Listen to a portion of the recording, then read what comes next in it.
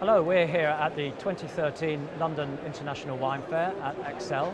My name's Chris Powell of Local Wine School, and I'm here today with Ian Harris, who's the Chief Executive of the Wine and Spirits Education Trust.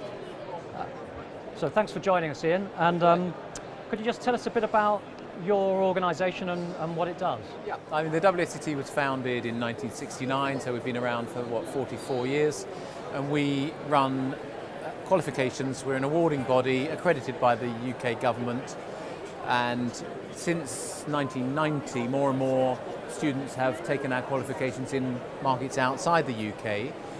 The UK still accounts for about 25% of the people who take a WSET qualification somewhere in the world, and last year just over 43,000 people took a WSET qualification in one of 60 countries, and we've got 500 centres dotted around the world who are accredited to deliver our qualifications. So that in a nutshell is what we do. Fantastic. And could you tell us how your organisation actually goes about communicating with consumers and how you get consumers enthused about the subject of wine? Yeah, I mean that's a good... And the first thing to say is that the WSET's only been talking to consumers and actually even allowing consumers on our courses since 1990, which is when our remit was changed. But for the last 20 years, we've allowed consumers on our courses, but in the last 3 or 4 years, we've made a conscious effort to get to consumers because we're very conscious as an organisation, and I come from a wine trade background, I've been in the industry all my life, that the more consumers know about wine, the more they're going to be prepared to spend on a bottle of wine in a shop or a glass of wine in a restaurant. And as most of us know, there's a huge amount of margin pressure in the industry where some breathing space can be created by giving the consumers a reason to spend a little bit more on a bottle or a glass of wine. That would mean there's more margin in it for everybody, which is one of the main factors affecting the industry as a whole. In terms of how we reach consumers, we do this obviously through our own website, and we have a series of little 3-minute vignettes on education called the WSET 3-Minute Wine School. But also we're doing more and more face-to-face, basically personal appearances at things like the 3 Wine Men events, foodies events. We also work with a lot of the retailers to do educational theatres at their shows, so people like Tesco, we're at the Tesco wine fairs, we're at the Waitrose cookery school, we're also doing the Vintage Festival for Laithwaites this year. So that is just giving students a little bit of, consumers a little bit of knowledge about wine, which hopefully enthuses them to either go on a course or at least to be prepared to spend a little bit more on a bottle of wine. Great.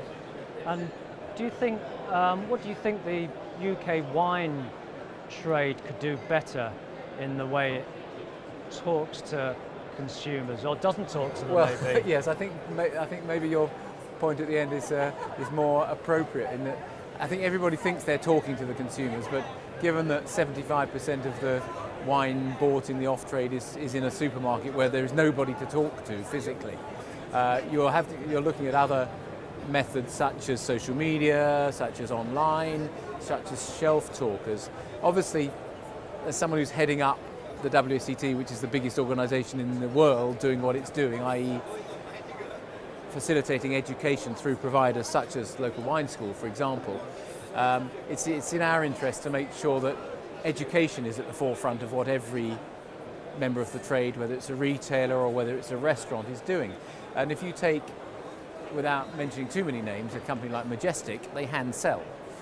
So someone will go into a Majestic store, and the reason why they'll spend a bit more is because there's someone there to say, hey, would you like to try this? And as well as actually giving them a tasting of a particular wine, with their enthusiasm, with their knowledge, the store manager or the person working in the Majestic store is able to talk up and persuade people to spend more. And people go into a Majestic store and they come out having spent probably more than they intended to, but they come back. Obviously, a lot of the supermarkets don't have anybody on the shop floor, therefore you're reliant on the consumer looking at this great wall of wine and being confused, and to be honest, often going to the lowest common denominator, which is the the big stack of stuff on special offer at the end of the aisle.